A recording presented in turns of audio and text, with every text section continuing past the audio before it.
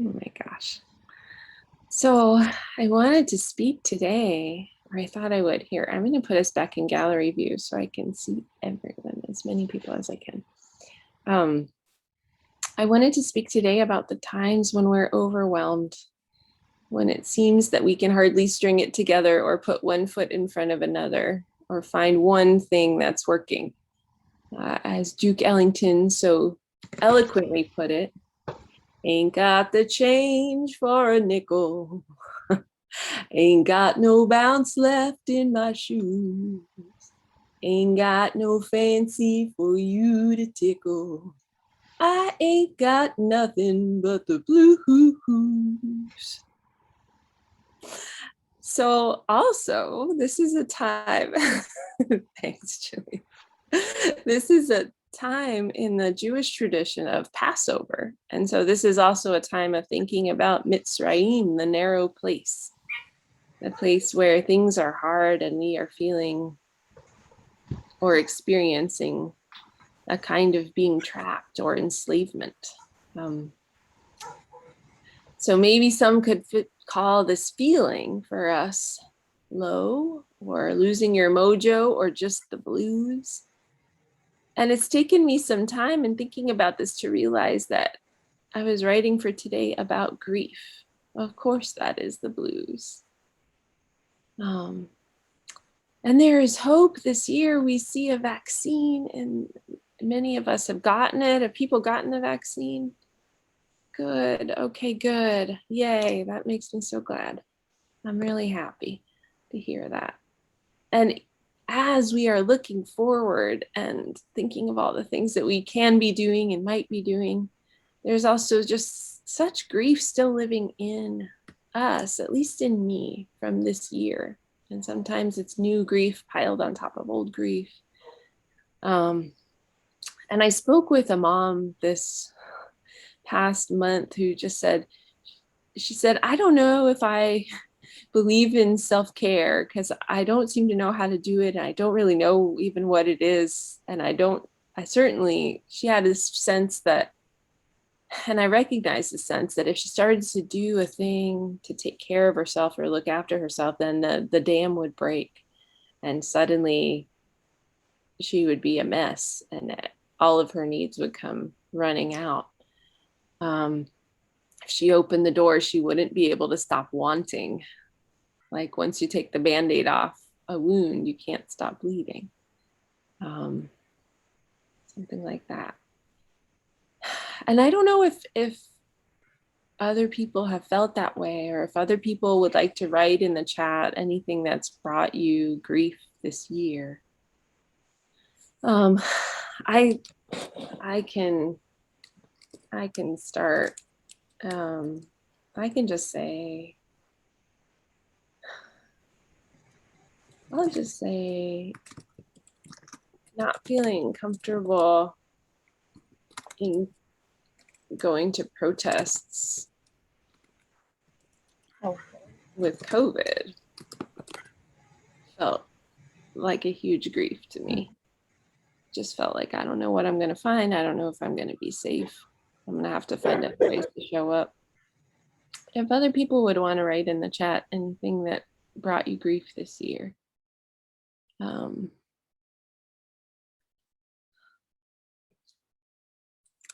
Oh, lack of hugs is such a big one. Yes, absolutely. Yeah. Every time I see somebody, I'm like, ah. We ended up hugging ourselves a lot.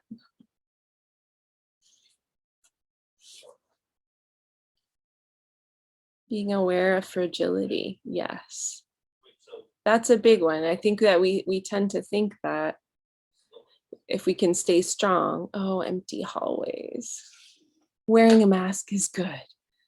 Wearing a mask is good at protests. Empty hallways.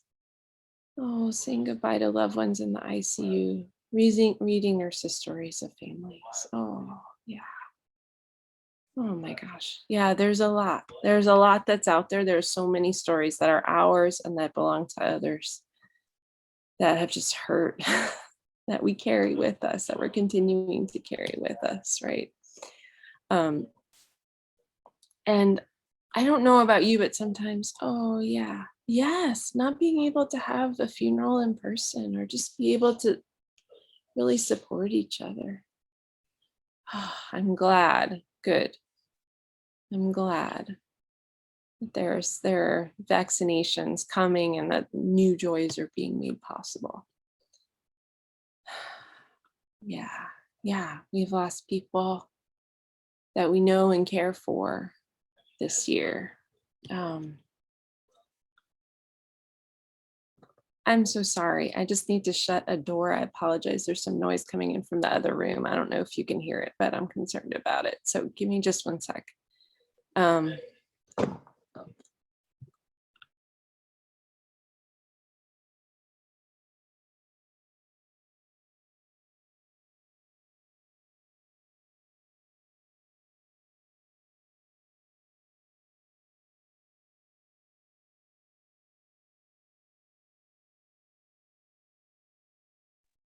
Okay, I'm sorry. Oh, losing 2 soulmates. Being able to go to a favorite aunt's funeral. Yes. There are so many places where it's sometimes felt like a storm or an avalanche of grief, anxiety, loss, and sometimes fear once we've had these losses. It feels to me sometimes like I'm trying not to get blown off the mountain, just trying not to get knocked down hundreds of feet with the next blow, whatever that might be. And the image I keep coming up with for self-care is this braided rope. Again, and I'll explain what I was thinking about with this, how we could find 2 things and maybe a third thing that can hold us together through what is the hardest. And my partner Flip, it's kind of like a tripod of balance that can hold us through what is hard. And my partner Flip says that maybe this idea of braiding is about focus. But he's an engineer. He loves the idea of focus. And this is part of what I'm talking about. For instance, Denise Levertov wrote a poem about thinking about grief as a dog that we adopt, that we agree to care for, we welcome it to our hearth, and we give it permission to scare away intruders. We put a bowl out for this dog and we claim it. And what she's saying, I think, is we have to give that grief space and let some other things be simple sometimes. Even in times when things are looking more hopeful, like now, I feel like the pathways of our grief are still waiting there, like a dry riverbed, kind of waiting for the next flood. And I think part of what this year has been teaching me is about trying to braiding meaning from what is terrible. And if you have some string or yarn around your house, you can make this literal. If you're thinking about how do I hold on through to tomorrow, or how do I just keep my feet on the ground for today? And this is partly inspired too by the book Braiding Sweetgrass by Robin Wall Kimmerer. Do people know this book? Oh, y'all will love this book. Oh my gosh, everybody here will love this book. I feel confident of that. She's a biologist and she brings her students out into the wild. There's a chapter where she teaches them to survive in the marshes just by what they can find and make from the marshes and eat and live under, and they build things. Yeah, the book's subtitle is Indigenous Wisdom, Scientific Knowledge, and the Teachings of Plants. Y'all are gonna love it. I'm excited about that. She talks about braiding sweetgrass. So what I think about it as like, okay, let's braid support today and survival with joy, right? It's possible to survive without joy, but why would we? And it's possible to survive ourselves, but not figure out a way to support someone else. And so it's sort of like, okay, let me see if I can do all these things together today. Just these 3 things. If I can do these 3 things, let me get through. And so I feel like sometimes that can be like a single step toward a project. You can see your progress and you feel like you're back on your groove again. I like that braiding also relies on muscle memory. You pull one strand into the center, and then you pull the one from the other side into the center. One from the center, and then the next into the center. And some people probably even know how to do this with 4, but I don't. But I bet it's the same way, where you just pull it right into the center. And sometimes I think that one of these strands is just literally saying what is true, literally braiding your rope from the thing that is the hardest, saying what is the hardest can sometimes give us that sense of grounding. We can stop running from what we fear and spend that energy, that fearful energy, in another way, a way that we choose. And this is part of what I'm learning about braiding the blues, is that when choices seem limited, it offers us choice of our decision to focus. So there's this little known Louisa May Alcott book called An Old-Fashioned Girl.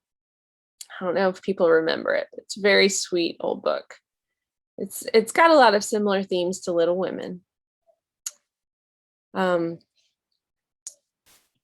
basically it focuses on where it's reaching out beyond our little place, where it's not success that's the healthiest thing for us, but balance.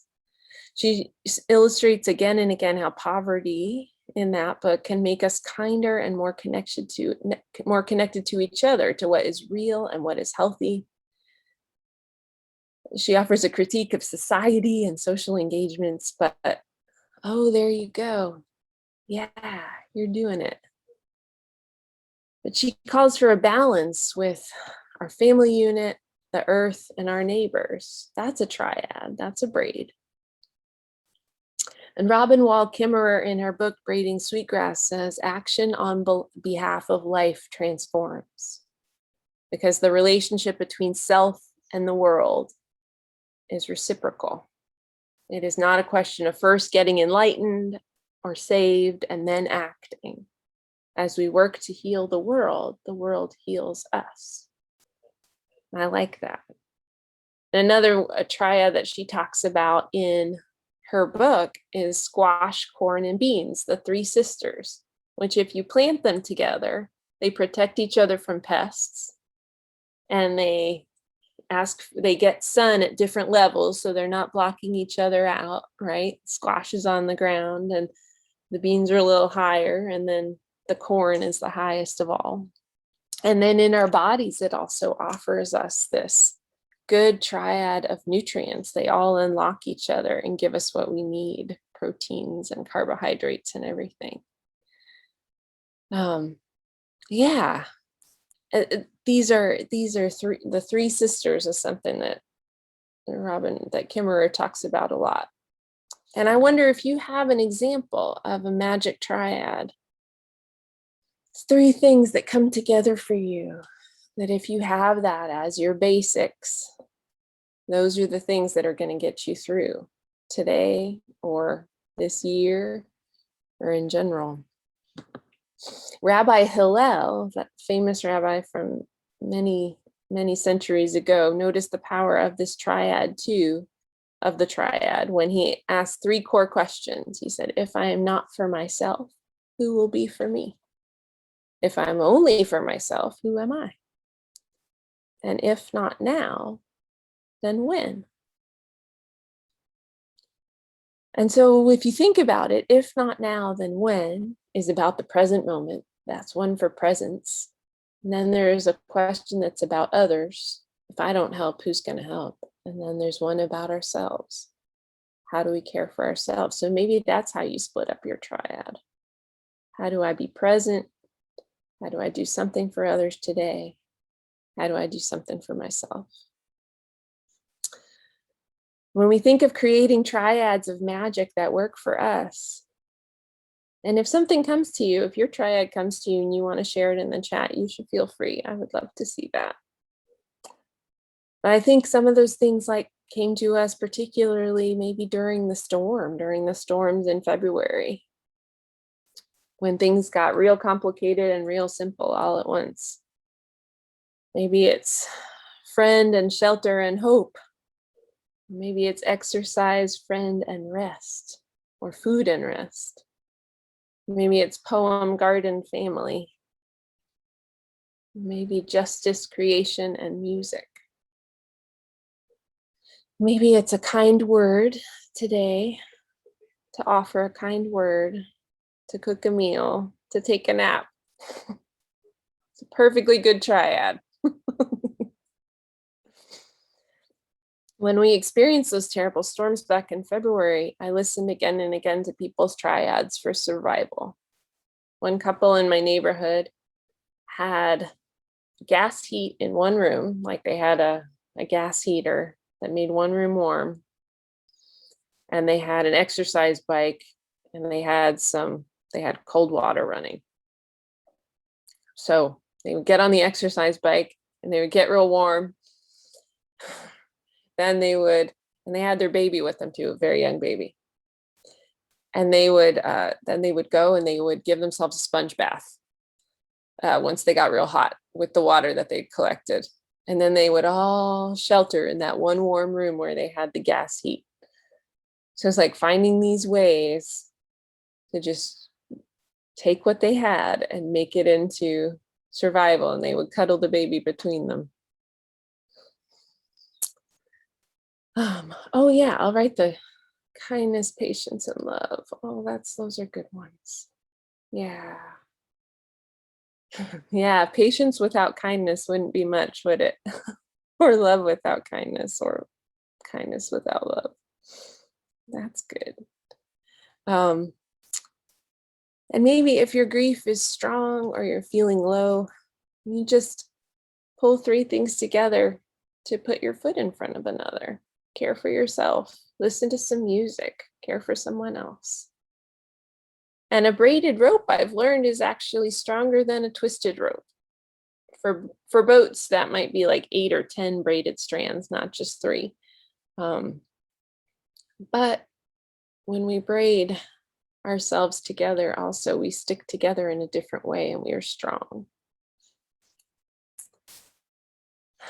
And I think that can have something to do with, true friends, close family, and a purpose to life. Yeah, that pulls it all together. That gives us our through line, that purpose. And I think it's worth thinking about pleasure versus fantasy. I don't know if y'all remember the Queen song, "Is this the real life? Is this just fantasy?" Yeah. That if we step into a time of difficulty or grief and take refuge in fantasy only, it can be hard to climb back out again into what's so hard. But I think if we think of pleasure, I think this is often a conversation around self-care. People are like, oh, well, I should just go and do something pleasurable.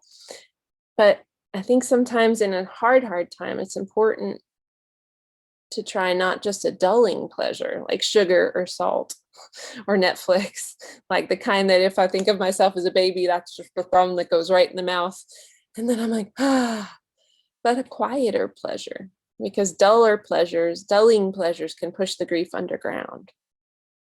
It can certainly comfort us, but a nourishing sweetness that does not dull our senses can accompany us, can actually walk through this with us. For instance, if you think of Bill Evans, listening to Bill Evans, it's the kind of music where you don't necessarily lose yourself in it entirely, but it's sweet. It adds a sweetness to life. Or I was listening to Afropop this week. That show just always lifts my spirits in a meaningful way. Family, friends, and home. Joan says that's a good triad. Yeah. Things get simple. We want to look after ourselves, our friends, and our family.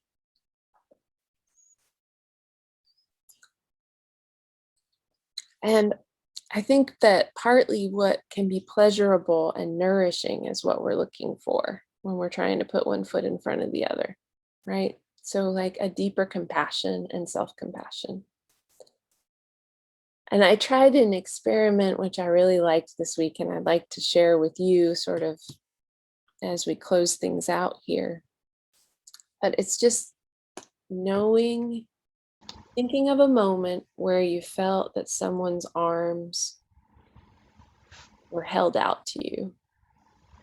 And just as you are, where you felt deeply nurtured and loved and seen and held. If there's a moment like that,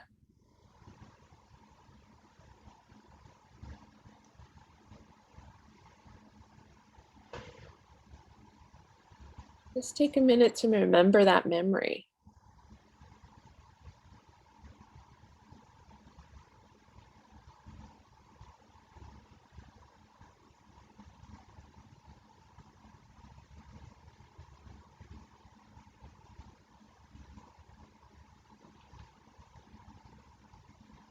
You don't have to share it in a group. And maybe it's the arms or the metaphorical arms of a parent or a friend. Maybe the arms that are held out to you are the land, going on a beautiful walk. Robin Wall Kimmerer says, "The land knows you even when you are lost." And I just want to encourage us to take that moment of nurturing that you're experiencing right now, that moment where arms were held out to you and you were totally held, and to bring that to some of the difficult moments, to use that to help braid your string. If people want to show off their string, nice. Right, cool. Thanks. Oh, cool. Thanks for showing that. So I'll share with you that sweetgrass in this book. Oh, let me see. Can I see? Yeah, there it is. Lovely. Thanks. So this book, which is called Braiding Sweetgrass. There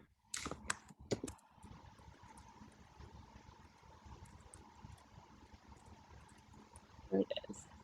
So in this book, she talks about how in Native traditions in the US, sweetgrass is seen as, or here before it was the US, sweetgrass is this sacred offering. But one thing that's cool about it is that it's burned as a sacred gift to offer to the earth and these other strong, these other beings that surround us and give us many gifts. But that if sweetgrass is purchased, it's not the same. That there's a gift economy, like it loses its sacredness if it's exchanged for money. Which I just think is a really fascinating thing when we think about this, that what is it, like we can give ourselves these gifts with this sense of free offering, and we can give gifts to others with this sense of free offering. But yeah, that there's some part of it that just has to come, it has to come freely to remain sacred. And so I love that part too, just to remember that there's an exchange and a gift and an energy in the exchange with ourselves and with other people. And so maybe one strand of your braid is music or song. And I just want to encourage you that lots of grief has turned to song. For instance, all the blues. Ain't got no coffee that's perkin'. Ain't got no innings to lose. I ain't got a dream that is working. I ain't got nothing but the blues.